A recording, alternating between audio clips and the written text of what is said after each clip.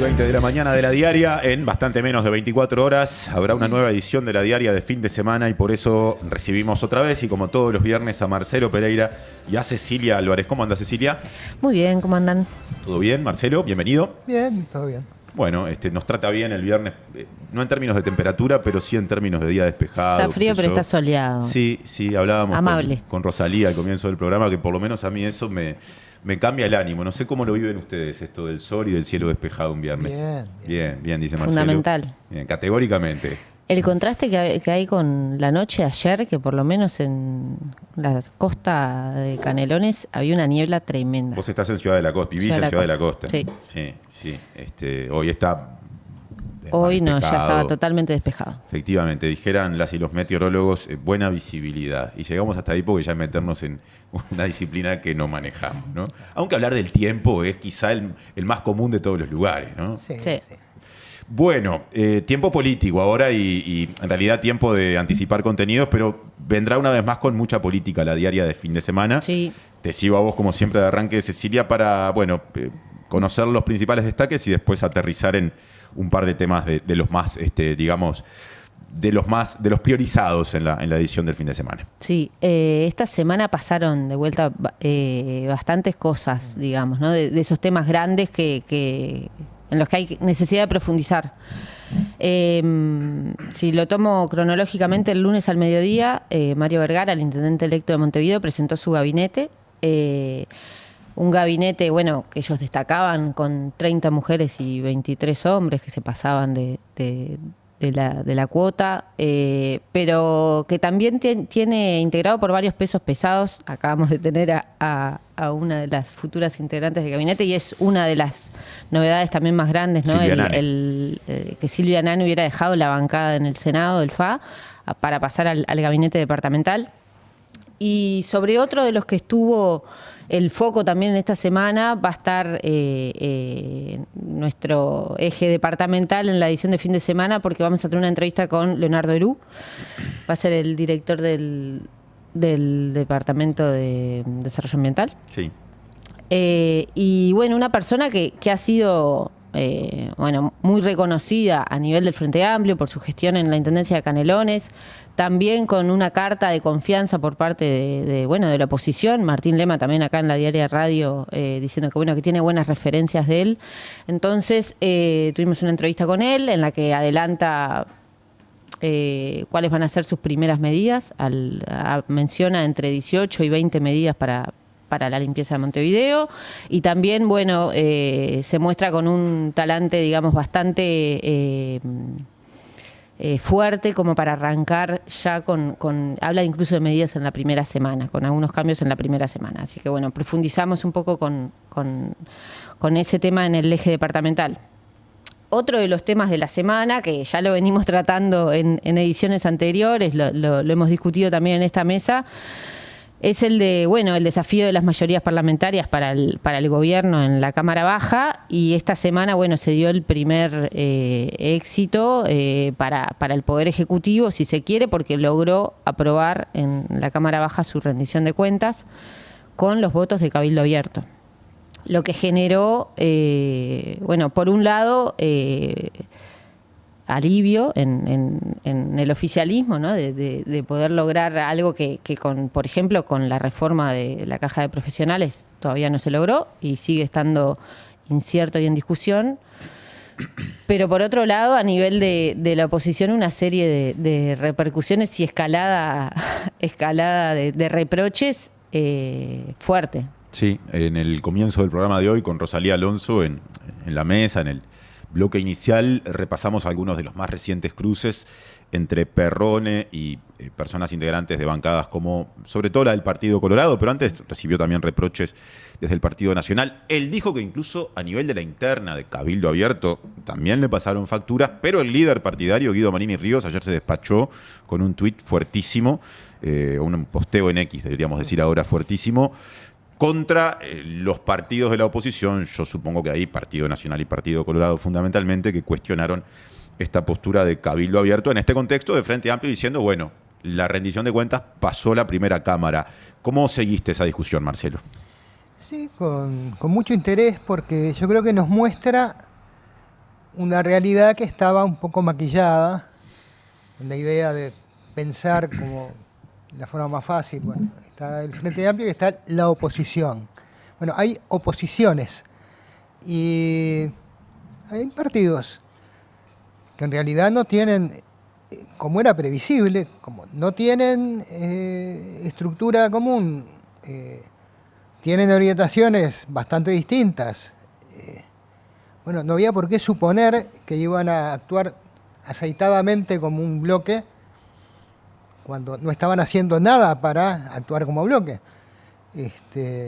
Y además tienen alguna cuenta pendiente, en el caso de Cabildo, con el Partido Nacional del periodo pasado, en el cual hubo bastantes cortocircuitos entre Cabildo Abierto y la calle Pau directamente, y con la bancada del Partido Nacional, no solo el proyecto vetado, aquel de forestación, sino todas las idas y venidas que hubo con el proyecto de reforma jubilatoria, que hasta el último día estaba Manini cambiándole cosas. Antes de eso, todo el episodio con Irene Moreira en el Ministerio de Vivienda, y ese también forcejeo directamente del presidente y Manini. Entonces, no había demasiados motivos para suponer que ahora iba a ser una formación de falange ordenada, y es lo que estamos viendo.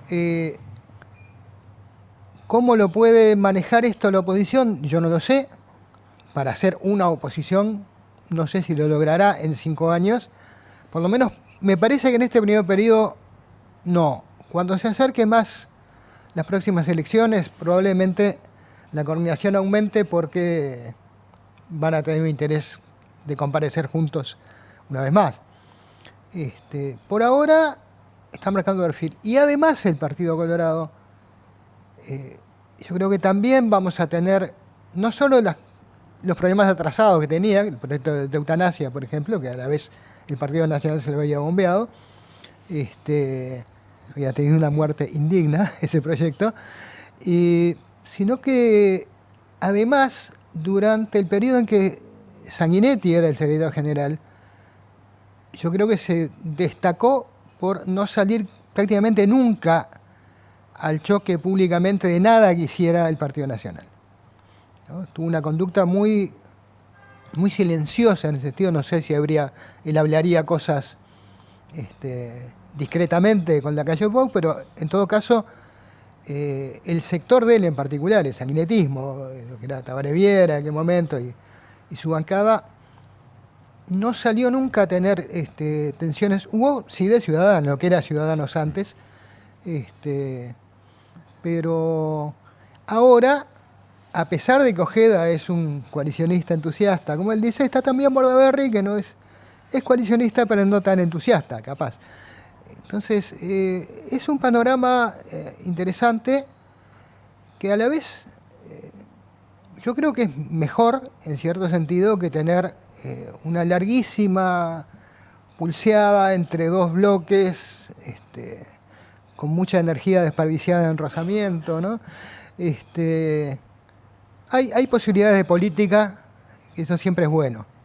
Y que la gente vea también que la política no es una especie de lucha de sumo con dos grandotes que se están empujando uno al otro continuamente.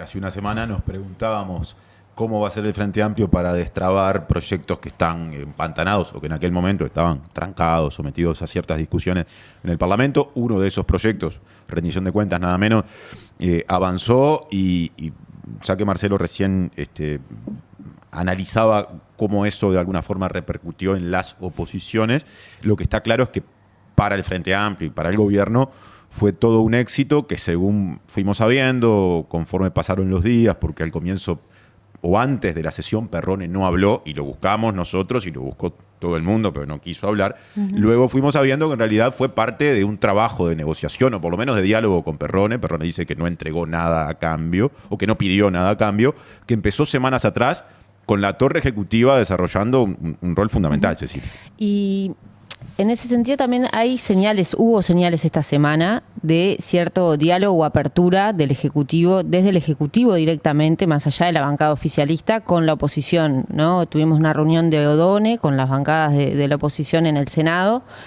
para discutir y para dar más información sobre el proyecto de reforma de la Caja de Profesionales, que es algo que se viene ahora, esta semana que viene, no tiene plazo para votarse el 30 de junio. Hay voluntad de las bancadas de no pasarse de ese plazo, porque eso genera consecuencias muy, muy concretas. Ya 15 millones por mes de dólares. Exacto, ya la Caja anunció que va a pagar hacer el pago de las jubilaciones en 2 momentos diferentes, solamente por el hecho de esta prórroga. Las de junio que se pagan en julio, todavía con recursos de la Caja, en dos, como decía, se pagan en 2 veces. Y si no hay acuerdo, las que se pagan en agosto ya sería con dinero que debería, a través de un proyecto de ley, aportar el Estado. Y discutir nuevamente rentas generales. Entonces Claro. acá, bueno, ahora el Ejecutivo esta semana estuvo DONE en el Parlamento, reunidos con ellos, aportando información. Y esto es algo que venía reclamando la oposición, ¿no? Que bueno, no tienen mayorías, bien, conversemos antes qué es lo que va a venir, ¿no? Un diálogo directo con el Ejecutivo, más allá de lo que son las negociaciones parlamentarias entre bancadas. Este primer gesto, ¿no?, de una reunión pública ya también marca una diferencia con algo que no se había dado antes. Me pregunto, y te sumo en esto, Marcelo, en particular, ¿cómo interpretás el rol del Poder Ejecutivo en la negociación directa, sobre todo cuando históricamente en el Parlamento ha habido personas dedicadas a la negociación, integrantes de las bancadas acá? En el caso de lo que pasó en rendición de cuentas, una de las personas que desde la bancada Frente Amplista interactuó con el gobierno fue Mariano Tucci, diputado Frente Amplista, pero da la sensación de que, no sé si decir se saltea a la bancada, sino que por lo menos hay un avance muy fuerte desde el Poder Ejecutivo en el momento de negociar. ¿Qué consideración te merece esa forma de llegar para buscar acuerdos? Sí, se han visto históricamente las dos, ¿no? Hay una cierta autonomía lógica de los parlamentarios, que por algo están ahí, fueron votados para hacer ellos las leyes y negociar entre ellos, parlamentar entre ellos. Y a pesar de que en Uruguay cada vez más el Poder Ejecutivo tiene un protagonismo muy fuerte, en el periodo pasado las iniciativas de ley venían prácticamente todas de allí, todas de la Torre Ejecutiva, no solamente las iniciativas privativas, las que solo puede presentar el Ejecutivo, sino prácticamente todas, se redactaban en la Torre Ejecutiva, después en el Parlamento se volvían a cambiar, pero el centro, la usina estaba ahí, claramente. Y bueno, me parece que es natural. El tema más bien es que del lado del Poder Ejecutivo está claro quiénes hablan. No está tan claro con quiénes tienen que hablar, porque DONE va y se reúne con la bancada de senadores de la oposición, que todavía no está en condiciones de decir, bueno, habla con estos dos. Tienen que hablar con 3 o 4, para que estén todos los matices ahí representados, ¿no? Pero bueno, está bien. Yo creo que igual es importante que haya un espacio propio del Parlamento, ¿no? El Poder Ejecutivo participe, pero el Ejecutivo, su función primordial no es estar en diálogo con la bancada parlamentaria opositora, ¿no? La función principal es otra, tiene para entretenerse con lo que tiene que hacer, y si bien es legítimo que desde allí se coordinen cosas, hay una tendencia en los últimos periodos, no solo en el último, de ponerle cada vez más tareas a Presidencia y más áreas específicas. Casi está instalada la idea de que para que algo funcione sin burocracia y sin trabas hay que ponerle una secretaría en Presidencia. Lo que también implica renunciar a ciertos controles, por Claro, ejemplo, el control parlamentario. por ejemplo, porque no se puede llamar a sala a la gente que trabaja en Presidencia. Al director van si quieren, pero no están obligados. Entonces, bueno, también para algo hay ministerios que tienen mecanismos de contralor ya previstos. Ahora, perdón, todo esto nos conecta con también el perfil que ha elegido este gobierno, como lo había elegido ya el anterior, para designar al secretario de la presidencia, que es, como fue en el periodo pasado, un ex legislador, Alejandro Sánchez. Uno de los principales Claro, uno de los más articuladores, destacados. digamos. Efectivamente, que de hecho también en el marco de la discusión que se dio sobre el proyecto de ley de rendición de cuentas, se dijo que fue importante en el diálogo directo con Perrón, el diputado de Cabildo Abierto, por más que tiene 2 bancas, que evidentemente estuvo mucho más metido en eso que terminó definiendo la postura de Cabildo Abierto. Ahí hay, me parece, una persona... Que igual ya tenía vínculo con el propio presidente Borsi desde, no sé, articulaciones en Canelones propiamente, ¿no? Ya en lo departamental. Sí, y mientras intercambiamos esto, también pienso en algo que comentó ayer, entrevistado acá en la mañana de La Diaria, el politólogo Daniel Chaschetti, con respecto a lo que él entiende es cierta ausencia de la vicepresidenta de la República en la tarea de negociación o de articulación. No sé qué opinión tienen ustedes al respecto. Me parece que eso también es flexible. El cargo de la vicepresidencia de la República tiene, como decía hoy la senadora, además no se define por su cargo, sino por sus tareas, que tiene muchas. Y bien importantes, aunque algunas no son de las que la gente tiene presente. Por ejemplo, en este periodo en el que el Frente Amplio tiene mayoría en el Senado, pero no la tiene en la Cámara de Representantes, la decisión de por qué Cámara empieza el tratamiento de cada proyecto es de la vicepresidencia de la República como presidente de la Asamblea General. Eso no es un tema, pero nada menor en este contexto, ¿no? Si empezamos en diputados donde hay que negociar o empezamos en el Senado donde hay mayoría. Es una decisión estratégica. Claro. Y son una serie de tareas que son poco visibles, ¿no? Muy en la interna parlamentaria, que de repente no salen a la luz porque no aparentan tener demasiada trascendencia, aunque luego después determinan cómo va a ser el flujo de los proyectos de ley, el camino. Lo que ha variado, no tiene por qué ser así, es que la persona que está en la vicepresidencia a la vez sea como la coordinadora de la bancada. Eso no siempre ha sido así, no tiene por qué ser así. Porque son tareas distintas. La tarea política las bancadas tienen a la vez coordinaciones rotativas, tienen ya cada bancada tiene su coordinador de turno, y no necesariamente la persona que está en la vicepresidencia le corresponde manejarse ahí. Pero sí, yo creo que, bueno, esto ha variado. Pasa que hemos tenido en la vicepresidencia personas que venían con mucho trajín parlamentario, ¿no? En otros periodos. No sé, Astori. Incluso Nino Boa.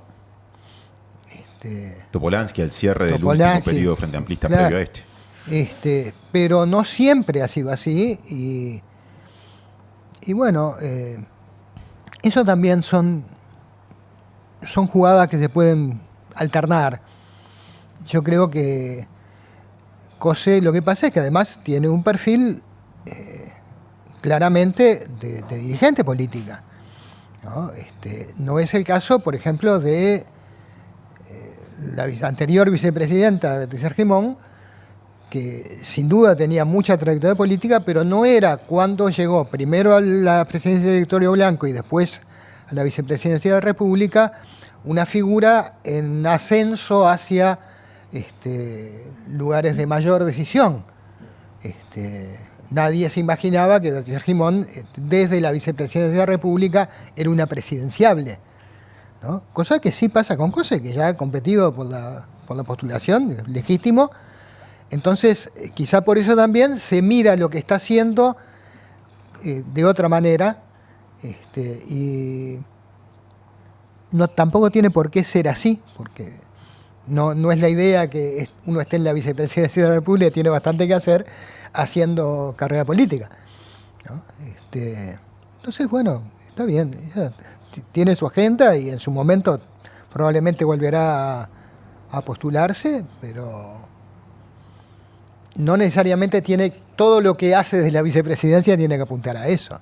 Ya en fase de redondeo, estamos teniendo a un presidente de la República muy activo públicamente, hablando, participando de actividades públicas y hablando ante los medios casi que todos los días.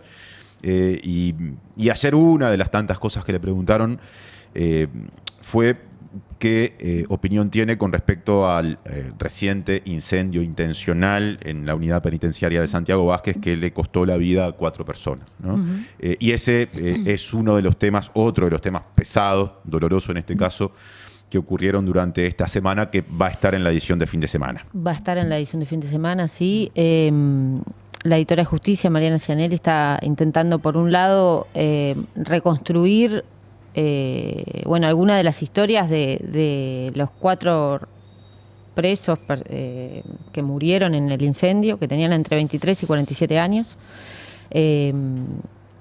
Y también la sensación que queda entre las familias de las personas privadas de libertad, que es de mucha impotencia, porque esta situación podía pasar. Ha pasado antes, en el periodo anterior, y no ha cambiado nada todavía en el sistema carcelario, por más que este gobierno anunció su voluntad de llevar adelante una reforma carcelaria, pero que todavía no se han anunciado, digamos, los pasos a seguir o los caminos a seguir. Esta semana, obviamente, que este hecho trágico puso de vuelta el tema sobre la mesa. Se anunciaron algunas reacciones en cuanto a, por un lado, la revisión normativa. El ministro Carlos Negro puso el foco en la LUC como uno de los puntos que había empeorado lo que es la tendencia, porque más allá de la LUC ya había una tendencia al alza en el nivel en la tasa de prisionerización. Uruguay tiene la segunda tasa, está entre las tasas más altas de presos según cantidad de habitantes de América Latina. Y también poniendo el foco en algunos datos que preocupan a este gobierno, que lo vienen mencionando también desde periodos anteriores. Y uno es que, actualmente aproximadamente de los 16.000 presos que hay en el sistema carcelario, 9.000 tienen penas de menos de 3 años, ¿no? Que plantea, digamos, una alarma en cuanto a esta necesidad de encontrar medidas alternativas a la prisión para determinados delitos. Entonces, ese va a ser, por un lado, uno de los focos que se anunció, la revisión normativa. Se puso en discusión también desde la oposición que a raíz de un incendio de alguna manera se adjudique la responsabilidad a una ley aprobada en el periodo anterior. Que si bien la cantidad de presos aumentó en el periodo anterior, aumentó un 32%, ya la tendencia venía en crecimiento desde periodos anteriores, desde el 2003, 2004, 2005, ya la tendencia al alza en el nivel de presos está presente, ¿no? También en esta semana Juan Miguel Petit acá en la radio hablaba de un cambio normativo también a partir del 2018 que generó también un aumento en ese momento del número de presos. Muy diplomáticamente, como diciendo, ojo que también antes del gobierno de la calle Pou hubo decisiones que asociadas en aquel momento a mayorías conformadas durante gobiernos del Frente Amplio que, por lo menos según su opinión, tendieron a profundizar el problema del hacinamiento carcelario y del crecimiento de la población carcelaria. Cecilia, Marcelo, muchas gracias por la visita este viernes. Mañana bien temprano estará online y también en papel la diaria de fin de semana disponible, y el viernes que viene estarán por acá ustedes otra vez. Muchas gracias.